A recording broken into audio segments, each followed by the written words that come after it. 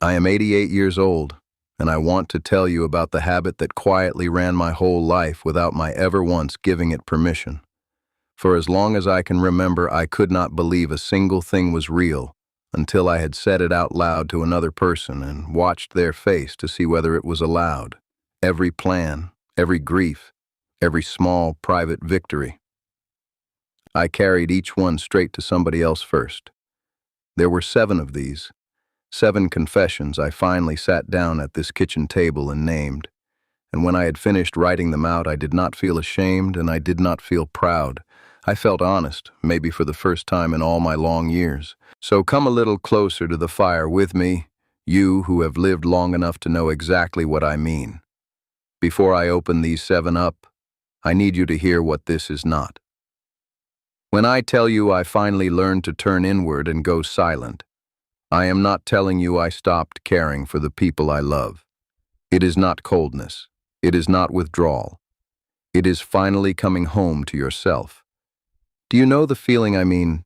That quiet ache of never quite owning your own life, because half of it is always left waiting on somebody else's reaction? Sit with me a while. I think you already know deep down why you clicked on an old man talking. My grandmother kept a garden that anyone who visited was welcome to walk through.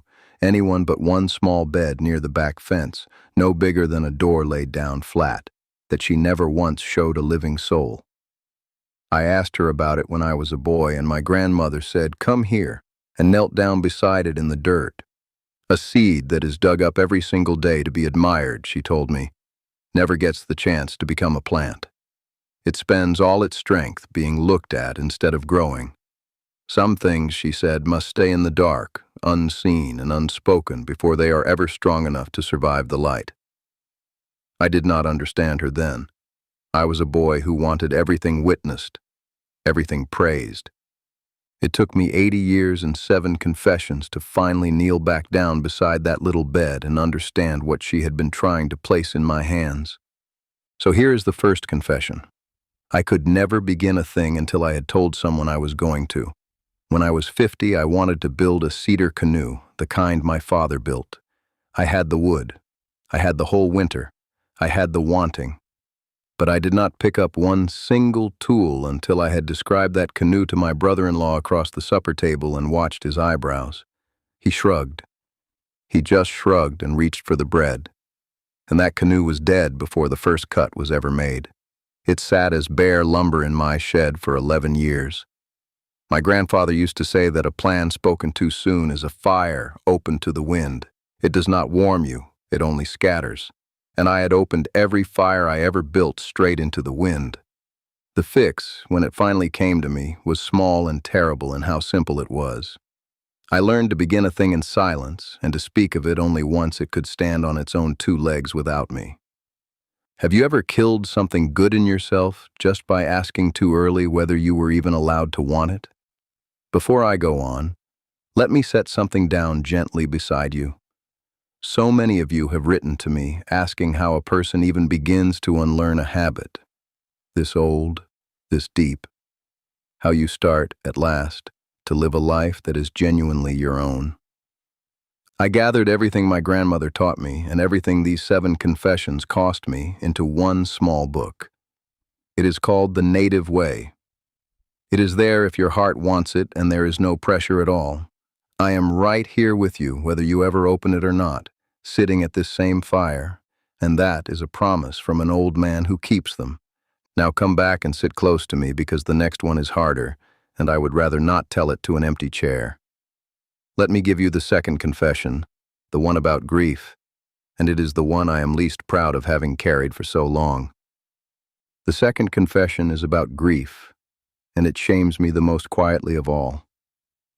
When my wife passed, 22 years ago now, in the spring, with the ground just softening, I stood at her graveside and I honestly did not know how much I was allowed to feel. So, I did what I had always done. I looked around at the faces of the others to measure my own sorrow against theirs. If her sister wept harder, I wondered whether I was grieving her wrong. If a cousin stood there dry-eyed, I swallowed my own tears back down out of some shame I could not name. I handed my grief, the most private thing a man will ever carry in his chest, straight over to whoever happened to be standing near enough to witness it. My grandmother had a saying I did not remember until it was years too late. Sorrow shown before it is felt, she said, is sorrow spent before it was ever yours. I had spent mine in the open air before I had let it be mine in the dark. The fix took me the better part of a decade. I learned to go home, alone, into the quiet house, and let a feeling be true before I ever let it be seen. The third confession is the one that turned my own joy against me. Every good thing that ever came to me, I could not feel until I had told someone and watched them nod. A strong harvest. A roof I patched with these two hands. The morning I marked a whole year of not touching the bottle.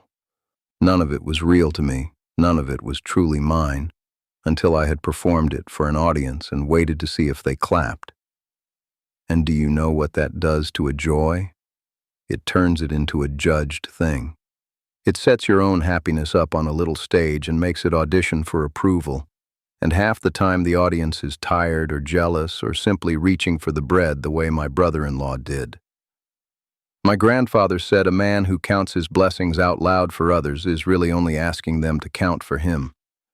The fix was to learn to sit alone with a good thing and let it be good. No witness, no verdict, no applause. To let a joy stay quiet and stay mine. The fourth confession and the fifth I will lay down together, because they grew from the very same root. The fourth, I rehearsed my own life before I ever dared to live it. Before any real conversation, I would run it past 2 or 3 people who were not even part of it, asking them what I ought to say, as though my own words needed a permit stamped by somebody else.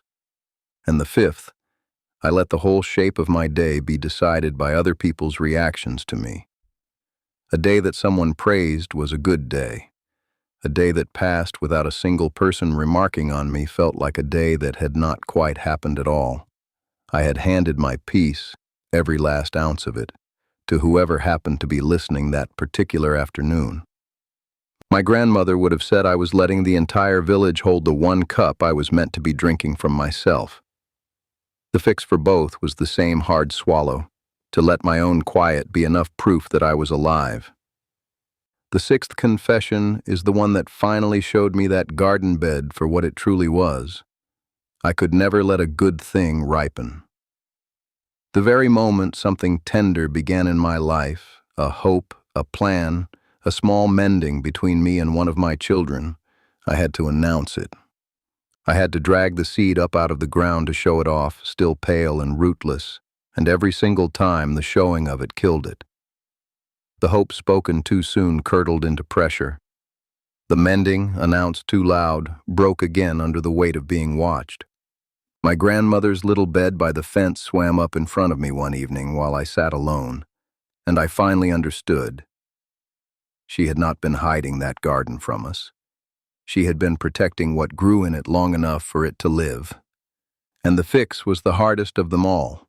To let a good thing stay in the dark and unspoken until it had roots, and to trust that it was growing even when no one, not even me, was allowed to look at it yet.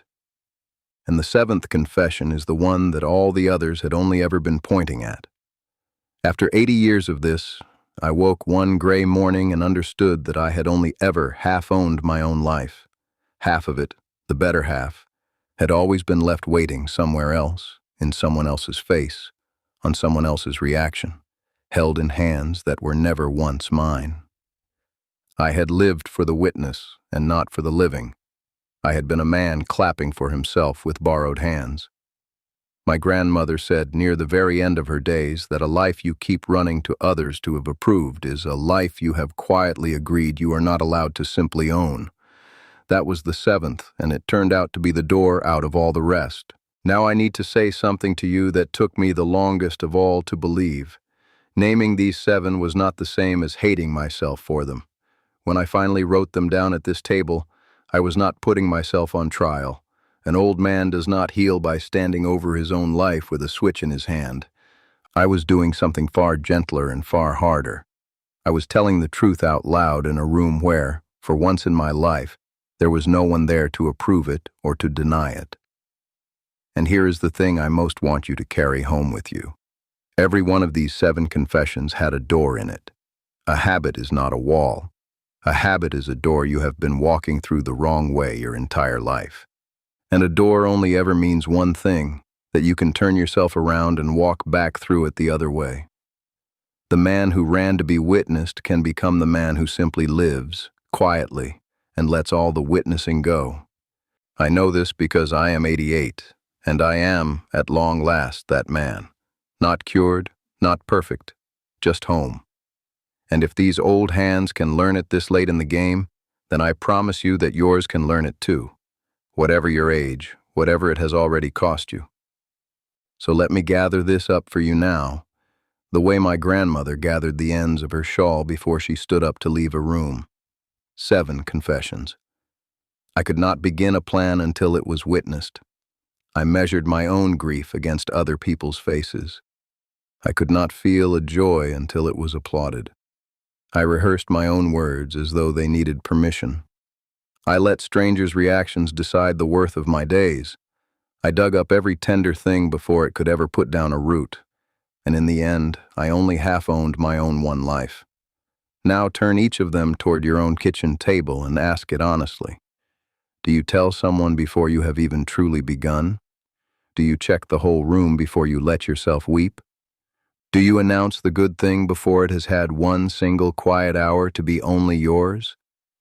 You do not have to answer me.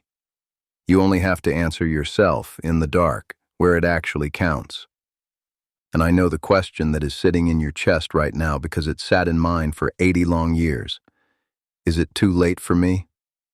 Let me answer you plainly, the way I so wish someone had answered me. No, it is not too late. And turning inward now is not you giving up on the world. Going quiet is not slamming a door on the people you love. They are still there, and they are still waiting, and they will find you steadier the day you stop handing them your peace to hold for you.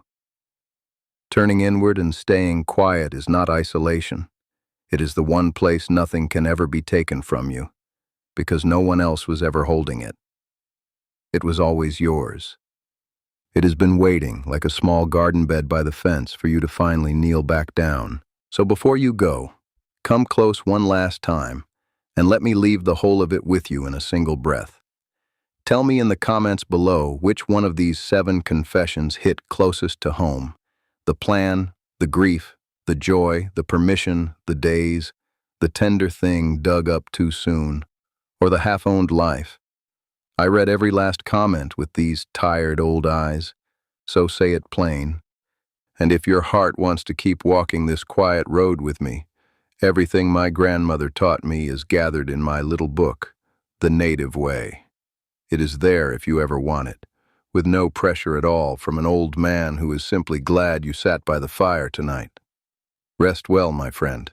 Stay a while. Sit with me again tomorrow. There is always a quiet chair here by this fire for you.